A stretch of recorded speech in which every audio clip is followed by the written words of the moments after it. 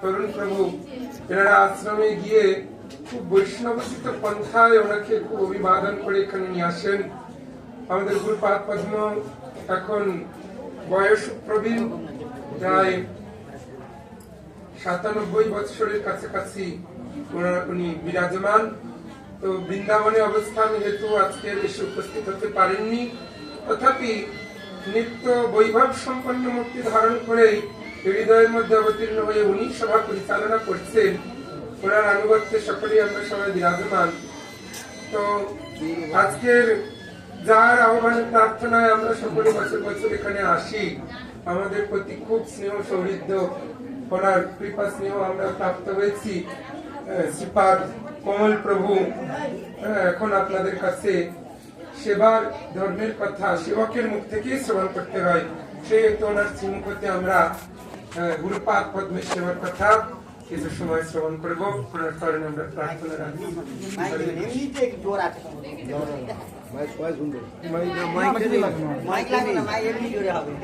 গুরবে গৌর চন্দ্রায় রাধিকা তদলায় কৃষ্ণ কৃষ্ণ ভক্ত সর্বাগ্রী পরমার্দম নিত্যলোচন ভক্তিদান্ত বামন্দ্র ঠাকুর চরণ কমলে ভক্তবৃন্দ প্রণাম করি। পরে মাইকে সবাই শুনতে পাবে। কেশব ঠাকুরে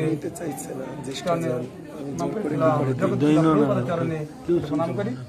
সভাপতি মহারাজ, সন্ন্যাসীবৃন্দ, মাতৃবৃন্দ আমি ভক্তবৃন্দ প্রণাম করি। গুরু মহারাজ বলছেন আগে ডেডিকেটেড সোল হতে হবে, মানে আগে সমর্পণ করে দিতে হবে, তাহলে ভগবান তার ইনসেরি নেই। গুরু মহারাজ বলছেন প্রত্যেকটি ভুল করবে ভালো করবে, কিন্তু এগুলো তারা কোনো বিচার দেখে না।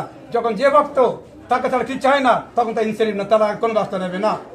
আগে তাকে তোমার আদম সামনে করতে হবে, নাহলে তোর কোনো ব্যবস্থা নেবেন না।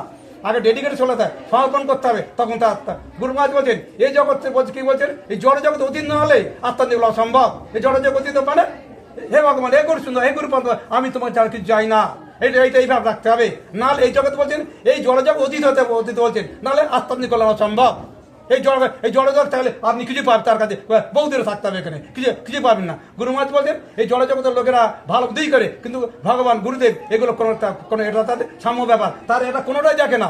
যখন যে ভক্ত তাকে তারা ভগবান ছাড়া গুরুদেব চায় না, তখন তার নিশ্চয় তার প্রতি ব্যবস্থা নেয়, তার কোনো ব্যবস্থা নেয় না।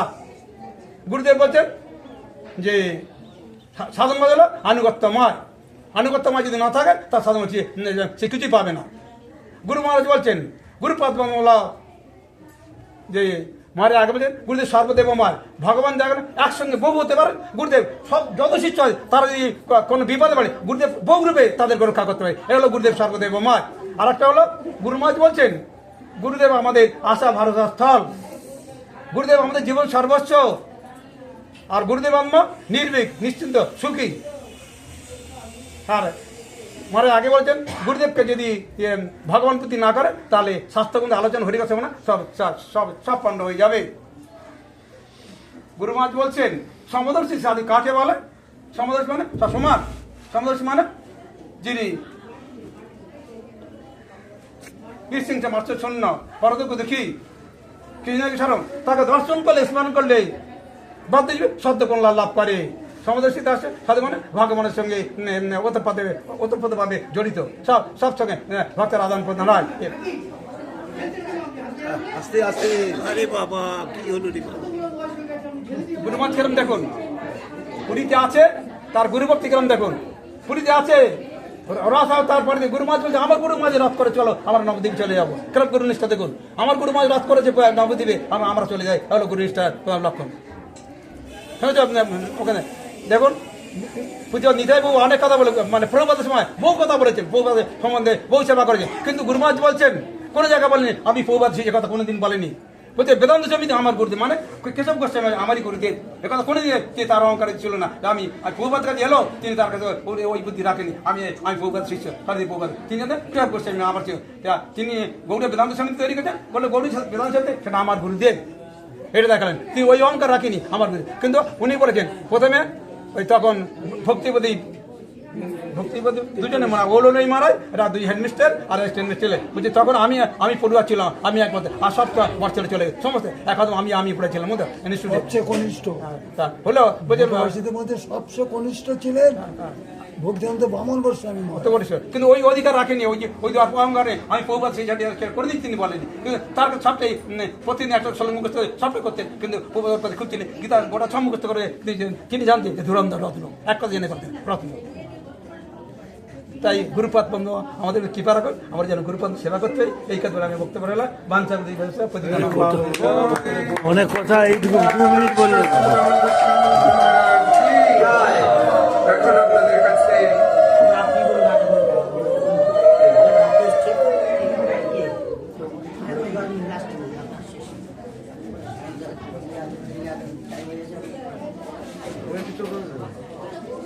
এত সময় আপনারা শ্রবণ করলেন সমস্ত মহাত্মাগণ তাঁরা গুরুপাদ পদ্মের দিব্য মহিমার কথা বললেন। উপসংহার স্বরূপে আমাদের পরম গুরুপাদ পদ্ম একটি স্থানে বর্ণন করছেন, শ্রী গুরু চরণে বিশ্বাস থাকিলে ভকতি রানীরও আশ্বাস মিলয়।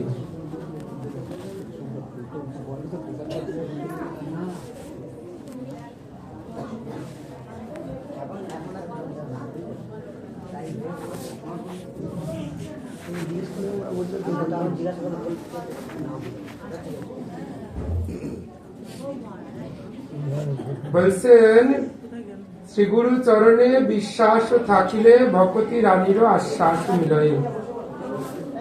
আস্থার অভাবে ভজন বিফলে যাইবে জীবের তখন।